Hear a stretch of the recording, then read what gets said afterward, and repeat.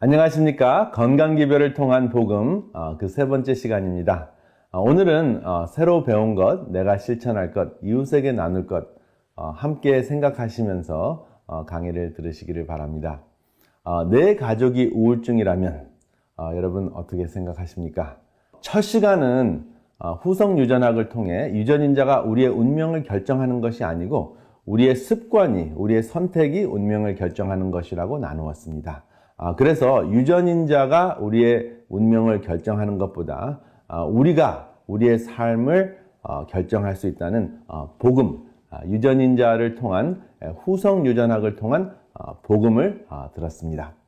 둘째 시간은 몸과 마음의 질병의 원인이 되는 염증, 몸속의 불에 대해서 말씀을 들었고요. 그 해결책을 알아보았습니다. 오늘은 코로나 블루와 같은 우울증의 해결책에 대해 나누어 보겠습니다. 누구나 우울감은 종종 있습니다. 내가 이렇게 살아서 뭐 하지? 있어도 그만 없어도 그만 아닌가? 그런 생각이 지속이 되는데 만약에 2, 3주 정도 이러한 생각이 지속이 되면 우울증으로 진행될 수도 있습니다. 그래서 오늘은 나나 내 가족이 임상적인 우울증인가? 이것을 살펴보고 해결책을 찾는 시간을 갖겠습니다.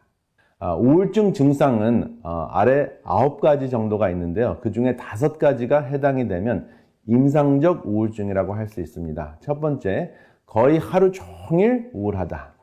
두 번째, 삶에 낙이 없다. 세 번째, 체중이 감소가 되거나 증가한다. 네 번째, 불면과 과수면증에 시달린다. 다섯 번째, 정신운동성 초조증이 있거나 지체증이 있다 하는 것입니다. 근데 여기 보면은 정신운동성 초조증이라는 것은 여러분 혹시 어떤 사람이 앉아 있는데 무릎을 덜덜덜 떠는 그러한 사람을 보셨나요? 그것이 바로 정신운동성 초조증입니다. 조금 말이 힘들죠? 그리고 만약에 누구에게 부탁을 했는데 굉장히 행동이 느리게 움직인다. 또 아침에 일어나는데 침대에서 나오는 시간이 너무 오래 걸린다. 이것이 바로 정신운동성 지체증입니다. 그리고 6번째, 지나치게 피곤하거나 에너지 상실감을 느낀다 하는 것입니다. 그리고 7번째, 내가 무가치해지고 항상 내가 잘못했고 죄책감에 시달리는 그러한 현상이 생기고요. 8번째, 집중이 되지 않습니다. 책을 읽어도 읽은 거 또 읽고 또 읽고 하는 그러한 현상이 일어나고 또 무엇을 기억해내야 되는데 전혀 기억이 되지 않는다면 집중력 감퇴가 된 것입니다. 그리고 마지막으로 죽음에 대한 생각을 굉장히 많이 하고 계획까지 합니다. 만약에 그렇다면은 우울증입니다. 그리고 처음에 이야기한 그 2가지, 거의 하루 종일 울면서 보낸다, 우울하다. 그리고 두 번째, 삶에 낙이 전혀 없다. 이 2가지만 해당이 돼도 임상적 우울증이라고 할 수 있습니다. 우울증이라고 지적하거나 가르치지 않는 것이 굉장히 중요한데요. 더 중요한 것은 내 자신이나 옆에 사람을 잘 관찰해서 일상이 불가능한가를 가늠하는 것이 굉장히 중요합니다. 여기 산바리가 있습니다. 3가지 호르몬이 우리의 마음의 평정을 찾아주는데요. 세로토닌, 도파민, 노르아드레날린, 이 3가지가 있습니다. 세로토닌은 우리의 마음에 평정을 주고요.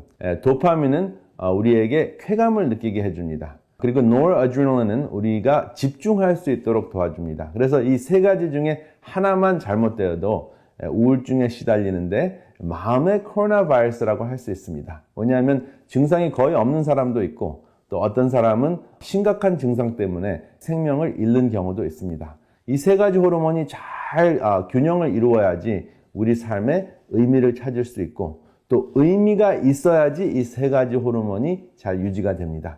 이것을 기억하시면 우울증에 대해서 정확하게 자가진단이 가능합니다. 세로토닌 호르몬은 이 3가지 호르몬 중에서 평안 호르몬이라고 우리가 별명을 붙일 수 있는데요. 마음과 몸의 지휘자라고 할 수 있습니다. 왜 그러냐 하면요. 세로토닌이 결핍이 되면 잠을 잘 자지 못하고요. 식욕에 문제가 생기고 변비가 생기고 체온을 조절하지 못하고 인지 능력이 감퇴됩니다. 그리고 잠자는 것과 깨어나는 그 주기가 엉망이 되고요. 성욕 조절이 잘 되지 않습니다. 그리고 다른 그 2 호르몬, 도파민 그리고 어드레날린이 조절이 잘 되지 않습니다.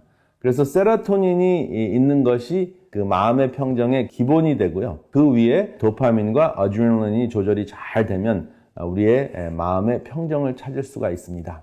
그러면 먼저 감정 조절을 힘들게 하는 음식들이 있는데 육식과 우울증인데요. 여러분 들어보셨나요? 육식이 우울증에 기여를 한다는 과학적인 사실이 밝혀졌습니다. 그래서 붉은 고기, 생선, 닭고기 이러한 것들을 섭취하는 사람들은 우울증에 걸릴 가능성이 높다 하는 것입니다. 반드시 그런 것은 아니지만 우울증이나 감정 컨트롤이 잘 되지 않는다 하는 것입니다. 그러면 어떤 문제가 일어나는 것일까요? 닭고기, 계란, 쇠고기, 돼지고기, 생선을 주기적으로 섭취를 하면 신경계에 염증이 생깁니다.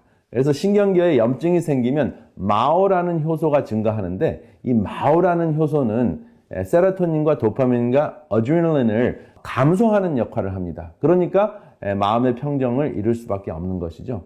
그래서 육식을 많이 하는 사람들은 감정 컨트롤이 안 되는 것을 종종 확인할 수가 있습니다.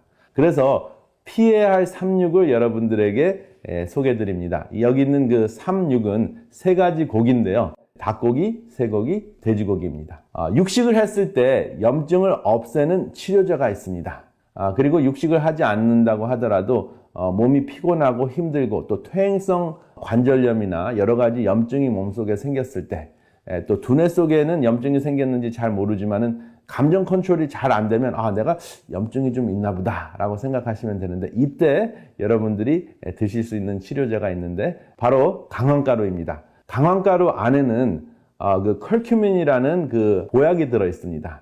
이것이 굉장히 강력한 항암제와 항염 물질 역할을 합니다. 그런데 이 강황가루가 몸속에 잘 흡수되려면 후추와 함께 드셔야 되는데 강황가루 한 티스푼에 후추 한 8분의 1이나 4분의 1 티스푼 정도 드시게 되면 2000%의 효과가 있습니다.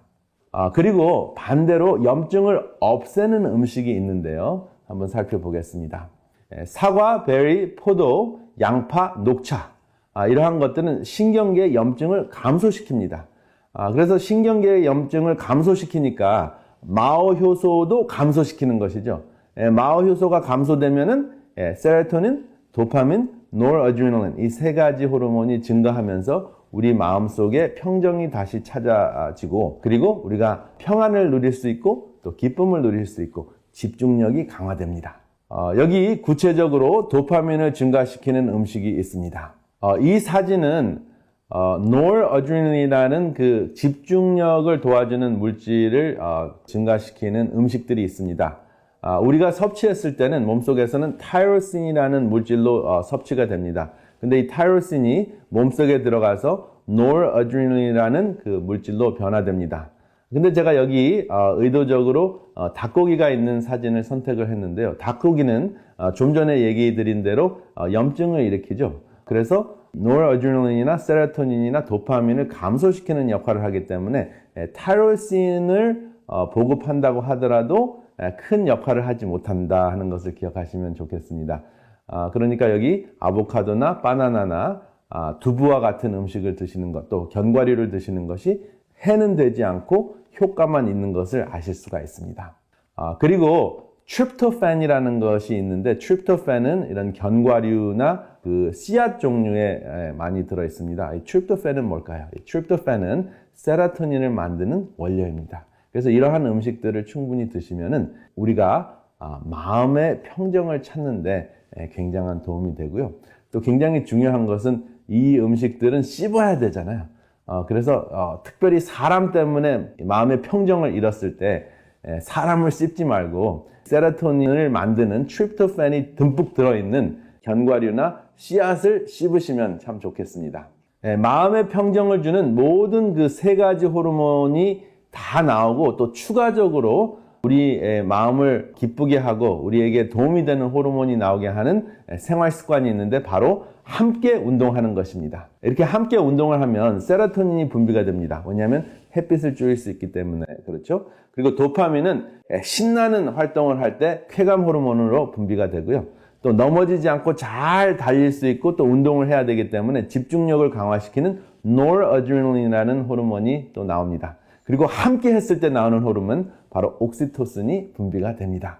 이 옥시토신은 함께 할 때 나오기 때문에 어떠한 효과가 있느냐 하면은 포용력을 증가시키고요. 신뢰감을 증가시키기 때문에 정말 힘들고 어려울 때 중요한 것은 이 옥시토신이거든요. 그래서 우리가 힘든 것, 고통과 괴로움을 견딜 수 있는 탄력을 주는 매우 중요한 호르몬인데 함께 운동했을 때 이 호르몬이 나온다 하는 거 기억하시고 코로나 바이러스 이 사태에 좀 떨어져서 함께 운동하는 것 한번 실천해 보시기 바랍니다. 그리고 우울증이 생기는 가장 큰 이유가 무엇이냐면 해결되지 않는 스트레스 때문에 그렇습니다. 마음속에 염증이 생기고 자포자기하게 되고 우울감이 우울증으로 진행이 됩니다. 그런데 이것의 해결책은 문제보다 더 큰 의미가 있는 것을 선택을 했을 때 이것을 극복할 수 있다 하는 것이 연구 결과로 발표가 됐습니다. 탄력을 키우는 가장 좋은 방법은 우울증의 원인을 찾는 것보다 우울증을 일으키는 문제보다 더 큰 의미 있는 삶을 선택하는 것입니다. 그 삶을 선택하는데 굉장히 중요한 것이 필요한 삼육입니다.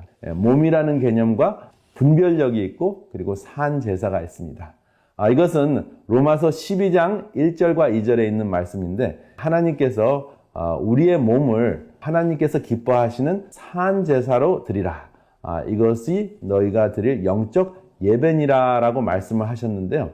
그리고 분별하도록 하라고 말씀을 하셨는데 바로 이것이 우울증을 극복하는 굉장히 중요한 삼육입니다. 이 중에서 가장 중요한 것이 무엇이냐면 산제사인데요. 영어로 산제사 하면은 living sacrifice잖아요. 구약 시대에는 죽은 dead sacrifice, 짐승을 잡아 죽여서 하나님께 예배를 드렸습니다. 하나님께 헌신의 표시를 했습니다. 사죄하는 예식을 드렸는데 이제는 예수님께서 십자가에 달려 돌아가셔서 우리에게 구원을 주신 그 이후에는 죽은 제사가 아니라 산 제사를 드려야 하는 것이죠. 그것이 바로 섬김의 삶입니다. 그러니까 우울증을 일으키는 스트레스나 문제보다 훨씬 더 큰 것이 무엇이냐면 누군가에게 필요한 사람이 되는 것입니다. 제가 첫 번째 시간에 그 삶의 의미를 찾는 가장 중요한 것이 거창한 것에 있지 않고 옆에 있는 사람보다 조금 더 힘을 내서 그 사람에게 필요한 사람이 되는 것이라고 말씀을 드렸죠. 근데 바로 이것이 산제사의 핵심입니다. 누군가의 필요한 존재가 되는 것이 바로 섬김이고 문제보다 더 큰 것을 선택하는 것인데 섬기려면 옆에 있는 사람보다 또 주위에 있는 사람보다 낮은 곳을 찾아가면 됩니다. 더 낮아져야 되거든요. 왜냐하면 높은 곳으로 솟아오르는 분수보다 낮은 곳으로 추락하는 폭포가 더 힘이 있기 때문입니다. 이것이 바로 섬김이요 산제사의 비밀입니다. 그런데 그 낮은 곳으로 찾아가면 바로 그곳에 예수가 계십니다. 파도를 베고 주무시는 예수를 여러분들이 만나실 것입니다. 그리고 바로 그곳에서 평안과 의미를 찾으실 수 있습니다. 파도를 베고 주무시는 예수, 여러분 낮은 곳으로 가셔서 함께 예수님을 만나는 여러분들과 제가 되시기를 이 시간에 간절히 바랍니다.